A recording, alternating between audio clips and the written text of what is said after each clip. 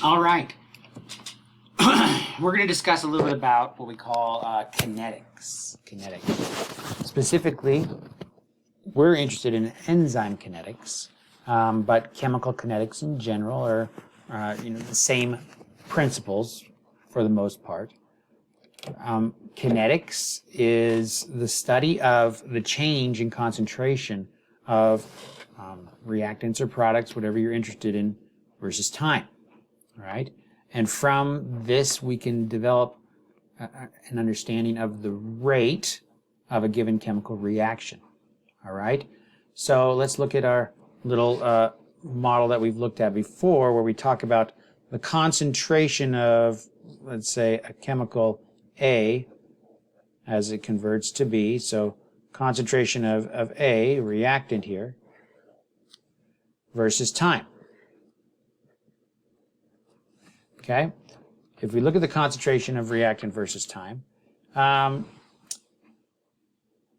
is concentration of A going to change?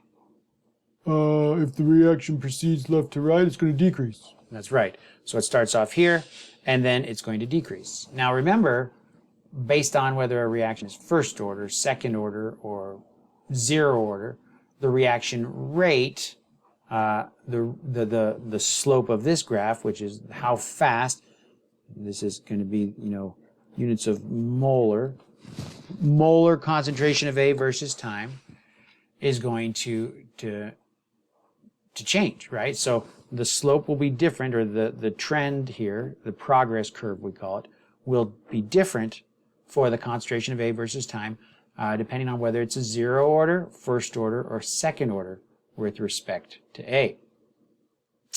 Let's see, that was in 106. Do you remember that? Not too well. Let's have a little review because it's important stuff. But if A changes concentration as a zero order reaction, remember we can then write the rate law as the rate law for the reaction is rate times a rate constant, right, which allows us to convert whatever concentrations of reactants here. Now, if I said it's zero order, that means the order or the exponent on A is 0. Therefore, what happens when you raise a value to 0? Oh, that's just 1. That's right, it's just 1. So then the rate will be equal to the rate constant in a zero order reaction. That means the rate over any concentration range, no matter what concentration of A that you start with for a zero order reaction, the rate will be a constant value. So the concentration of A will decrease at a constant value if we're looking at a zero order reaction. All right? So what is the rate law? This is the rate law for a zero order reaction. What's the rate law for a first order reaction if A is first order? Just rate equals K times A to the 1. That's right. Rate equals K times the concentration of A to the 1. So this is a first order reaction. That means the concentration of A is going to decrease at a given rate, but it's times the concentration of A.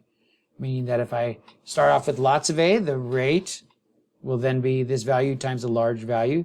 If I start out with just a tiny bit, the rate will be this constant times a very small value. So if there's more A, the rate will go faster. If there's less A, the rate will go slower.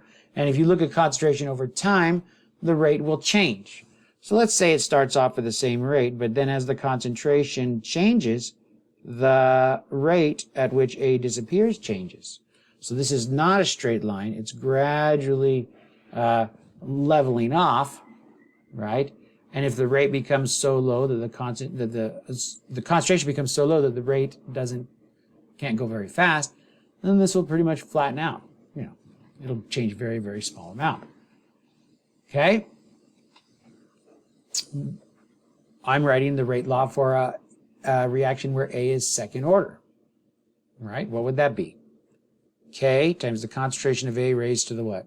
To the 2? That's right. Just square it, right? So how would this, if this one here is our first order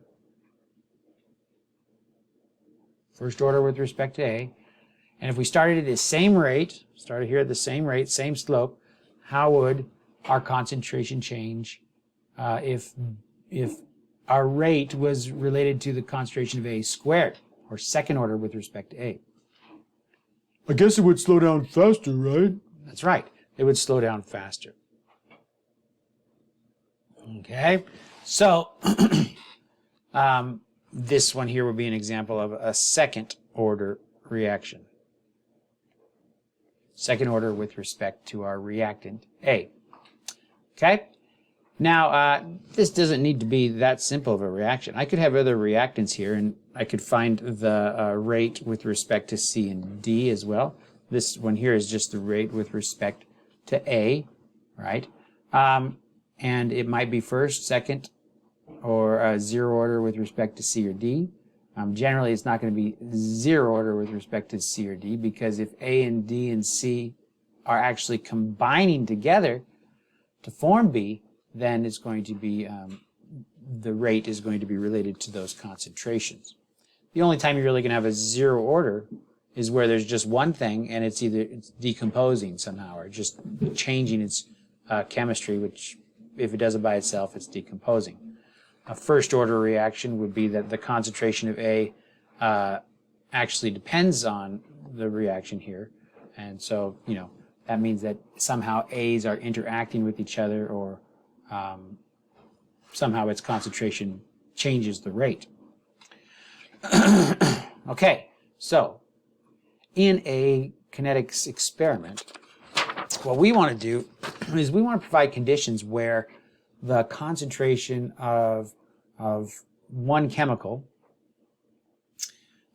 changes the rate of the reaction, and we only want to change one parameter at a time, right? Because if we change multiple parameters, the rate of the reaction could change. All right, and when we say multiple parameters, we can, you know, change temperature. We could change pH. Whoops. Right? We can change the concentration of the analyte. Right? We could change the what's the other obvious one that I'm missing? Well, those are fine examples for now. So when we're performing experiments and we want to know how the rate is affected by a parameter, we only want to change one parameter. And then we can identify what the rate of the reaction is versus whatever parameter we're going to change. Maybe I'm looking at temperature. All right. So I have a low temperature and I raise the temperature, and I want to plot the rates versus those at those different temperatures. Okay. Now, to get the rate of a reaction, we have to look at a progress curve, an initial progress curve, where we monitor the concentration of a reactant. So let's go back to A going to B. So I'm going to monitor the concentration of a reactant, and if I change conditions, temperature, pH, concentration of analyte, I change buffer. Buffer was the other thing I was thinking of, but I guess buffer is related to pH, but its concentration could alter things as well. So ionic strength, right? We talked about ionic strength already. That's another parameter. So there's a lot of stuff. But if I wanted to monitor the rate and relate that to the temperature and see how the temperature changes, how fast this reaction can proceed, I want to force this reaction to what we call first order conditions. Now, A might not be first order, but we can make it into what we call a pseudo first order by increasing all the other parameters such that when we add A to our reaction, then right away we get an initial linear relationship. Now, the concentration might change over time, right? I mean, the rate might change over time, but as long as you can provide pseudo first order kinetics and then look at just the linear portion here, we can take that linear portion. So we're going to zoom in here on this A right here versus this is time, right? And then we're going to plot our values versus time, and y equals mx plus b, which is easy enough in Excel. And the slope of this line will be the rate. The units would be concentration versus time. So that is our rate. All right. And then if I change the temperature, let's say this is at 20 degrees Celsius, and then I perform the experiment at 30 degrees Celsius, right? And I would get something like that, maybe. And this would be a different rate. And I'd have another equation here, y equals mx plus b, with a value of slope which would be different. And then I would plot these rates versus my different temperatures. So if I go 20 degrees, 30 degrees, 40, 50, 60 degrees, right? And I plot the rates. Now, these are going to be negative slopes, but, you know, there's a couple of ways we could manage that. We could just make it a positive sign because it's really representing the rate of the reaction. Another thing that we could do is we could, instead of plotting the concentration of A versus time, we could plot the concentration of the product, right? Because this is A going to B over time, and then it would look something like this. And if you took, again, that initial slope right there, that would be the rate for your reaction. Okay? And so if we plotted either the rate of the disappearance of A or the rate of the appearance of B down here, right? Those should be the same values, right? Because same numbers. One's going to be positive, one's going to be negative.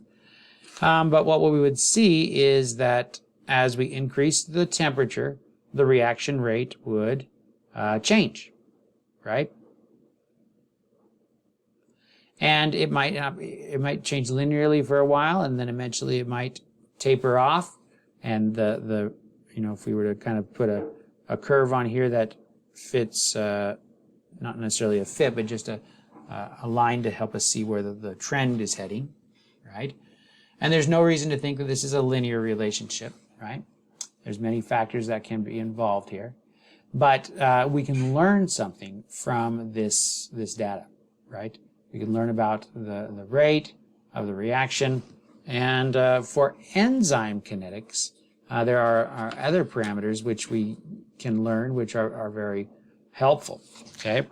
So enzyme kinetics, we do the same thing. We create a progress curve, usually looking at some product for the reaction.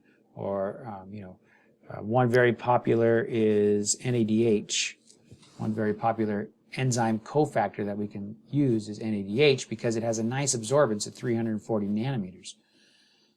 Whereas its product, if you're, you know, NADH converts to NAD+, this is a reversible reaction. So you can have enzyme reactions in which you start with NAD+ and create NADH. And you can also have reactions where you start with NADH and result in NAD+. All right? But if you plot, if you look at the spectrophotometer and look at the absorbance versus wavelength for NADH, then you get something that looks like this, whereas NAD+ will not have any absorbance at this region, which is about 340 nanometers. Okay? So as the concentration, so initially your concentration would look like, or your concentration, your spectra would look like this, just the NAD+, but then as the NAD+ is converted to NADH, then your concentration would go up. So let's bring in a better picture of that for us. Here's a better looking plot of NAD+ and NADH, right? So the concentration of NADH goes up. This baseline should and will be the same generally. And then you can monitor the change as NADH develops. You'll get a peak that gets higher and higher and higher until you get to there, right? So if you monitor the concentration of NADH versus time, And the way you're going to do that is look at absorbance at 340 nanometers, which is the lambda max, right? So essentially you're looking at the NADH concentration versus time. It's going to start off with none, and then your concentration is going to increase, and then the rate of increase is going to level off. But how can we get a reaction rate here? You can just take the first linear bit there and plot it, get the slope. Very good. So I do a linear fit here to the beginning, couple of points, right? And then I use the slope, the m value there, to use that value as the rate, because it will be concentration versus time of our product. In this case, the product going from NAD to NADH. If you want to go to NADH to NAD, then you would just watch this disappear, and your product concentration of NADH would go down, right? And you would take your linear plot right there. The what we call the V0. The slope here, m equals the V0, which is the initial velocity or the initial rate. Okay, so this experiment here, this progress curve, concentration of NADH versus time, is performed multiple times, changing your parameter, whether it's temperature. Usually for enzyme kinetics, what you're going to be changing is substrate. You're going to be changing the substrate concentration. And the substrate is the chemical that the protein or the enzyme is actually reacting, doing the reaction on. NADH is what we call a cofactor, and you can say that it is being created here, so the enzyme is converting NAD to NADH as well, but that's not the substrate, it's the cofactor, simply because a lot of enzymes use NAD plus or NADH to provide electrons. That's what the NADH is for. NADH drops off a hydride, which gives it a hydrogen with an extra two electrons. That's a hydride ion. Not a hydrogen ion, but the hydride, H minus ion, right? And that's why you end up with NAD plus here. Okay, so that's what the role of NADH does. It's used in many, many different parts of biological systems, right? If you then plot the rate of a handful of these reactions, right, under different conditions, maybe, and let's say these are different substrate concentrations, right? We get lots of these, and we plot the rates for all of these on their progress curve, and we get the m values for all of these, right? And then we plot that rate versus substrate. Then what you're going to get is you're going to get, this is called a Michaelis-Menten plot. Michaelis-Menten plot. I don't know if I know how to spell Michaelis-Menten plot, but a Michaelis-Menten plot is, again, the plot of rate versus substrate concentration.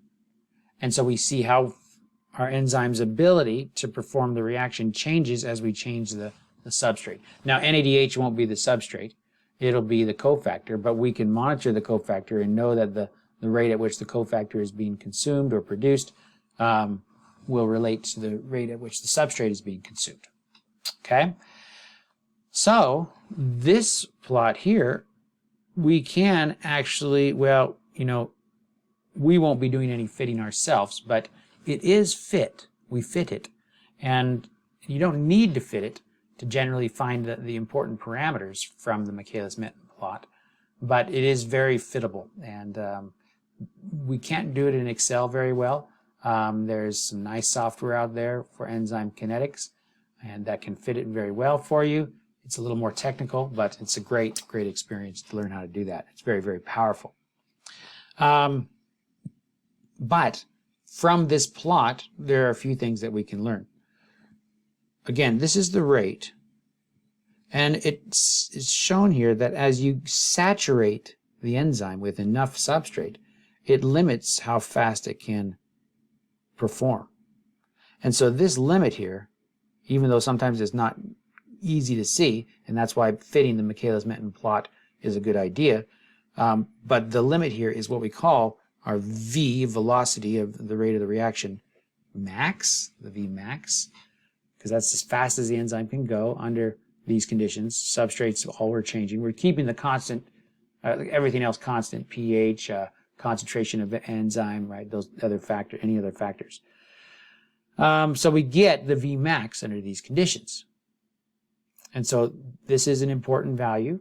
It allows us to kind of explore what we call the efficiency of the enzyme, right?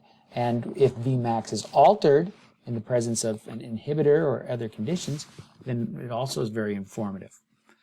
The other very valuable parameter that we get from this plot is what we call the Km, which is called the Michaelis constant. It's a concentration. It's a concentration of substrate necessary for the enzyme to reach half of Vmax. So if this was, let's say, 0.1 in terms of my rate right here, then I would go down to 0.05, which is half the rate, and then I would find that substrate value that corresponded to half the rate, and that Km, that would be my Km. Okay? So, there's a lot of different things we can do with this, and we're going to turn to the book now and kind of walk through some of this.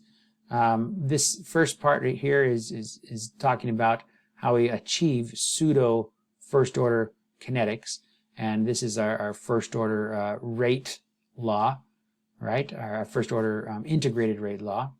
So we can identify what the concentration will be at time t given an initial concentration minus the rate law times, or sorry, the rate constant times how much time we allow to pass.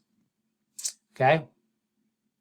And the other part in here, there's lots of specifics, but we're not going to get into so much of this detail here. What we want to get here is our section about enzyme kinetics. Enzyme kinetics. Let's see.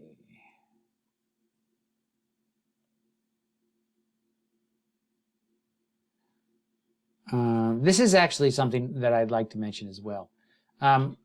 Making kinetic measurements can be difficult because sometimes reactions are very fast. So we have an instrument called a stop flow analyzer, which can be very valuable because if we can monitor, again, usually these reactions are monitored spectrophotometrically with a spectrophotometer, right? If we can monitor the rate of reaction in a chamber that allows my sample, my reagents, my two chemical reactants, maybe one is a master mix, so that means everything but my reagent, and my other one is my reagent, and then I mix them together, and if I can monitor them and watch what happens very quickly, so if this can occur really quickly, I can get some valuable data this way under a very controlled situation. Okay? So let's look at enzyme catalyzed reactions. Enzymes and substrates, right, E and S, have a rate at which they bind, right? They also have a rate at which they separate, a reverse rate in which they separate.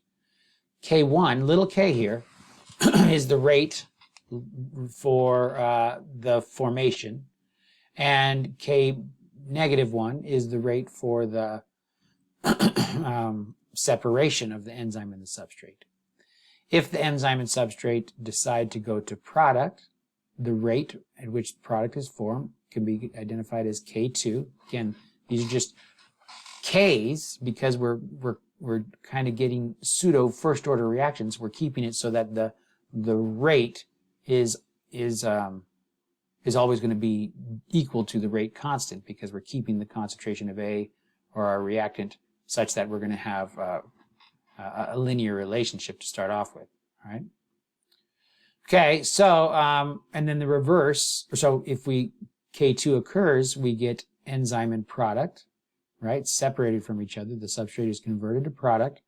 and K minus 2 is that reverse reaction. Understanding these rates, the numbers, and we can create valuable equations, one of which is the Michaelis-Menten equation, and the Michaelis equation, and Km is our Michaelis constant. Again, it becomes the concentration of the substrate at half the Vmax, at half the Vmax. Okay, so Vmax over Km gives us a value which we kind of think about it in terms of the efficiency of an enzyme. Okay, so let's see here. Another way to plot this data is called the Lineweaver-Burke plot. Now, as we mentioned, the Michaelis-Menten plot is it's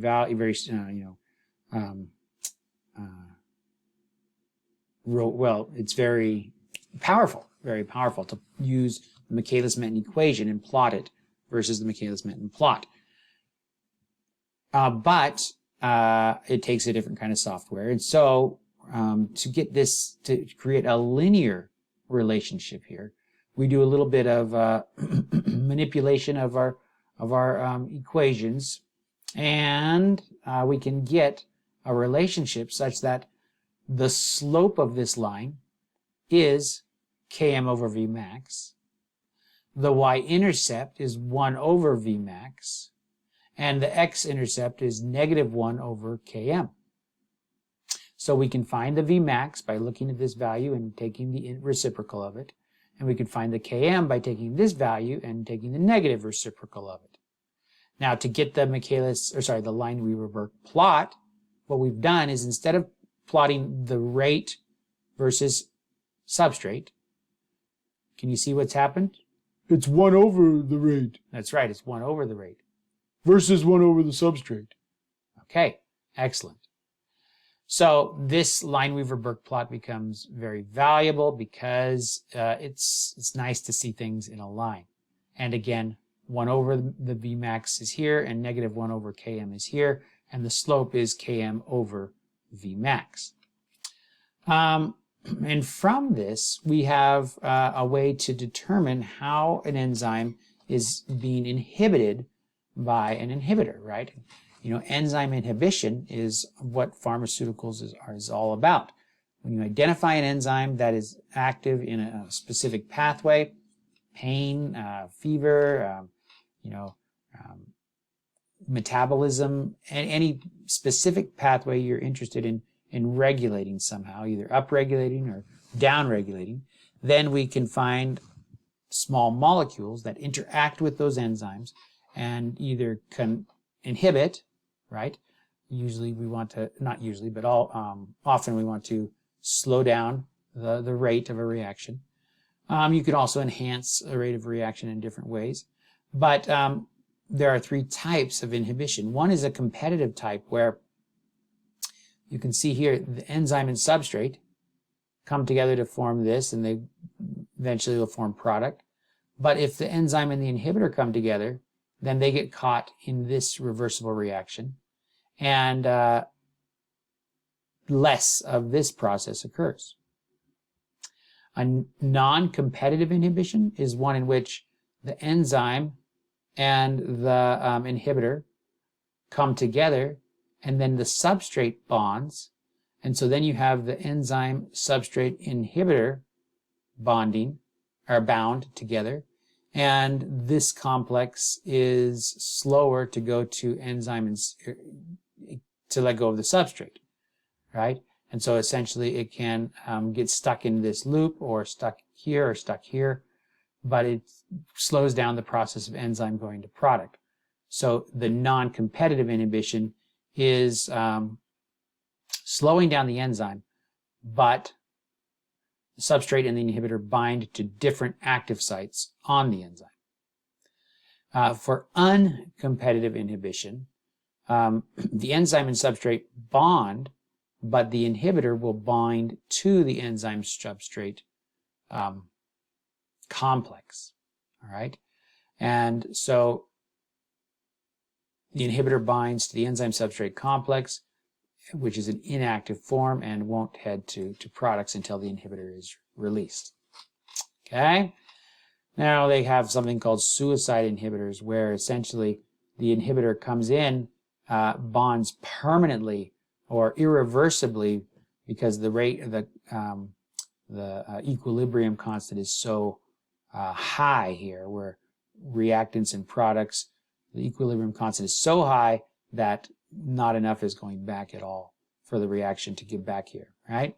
So you can take out enzymes that way, right? Take them out of your whatever cycle it is.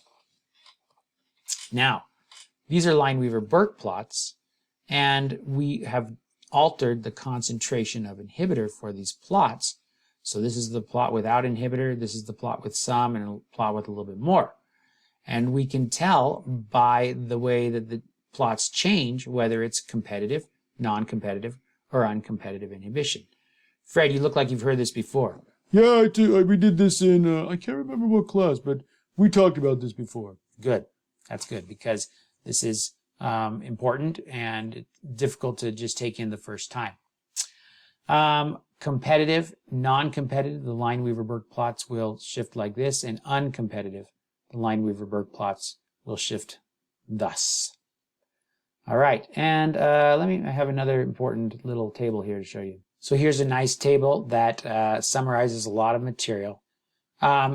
Notice in competitive inhibition, the Vmax is unchanged. Ultimately, the maximum rate of the enzyme will be attained, but the Km is increased in the presence of the inhibitor, right?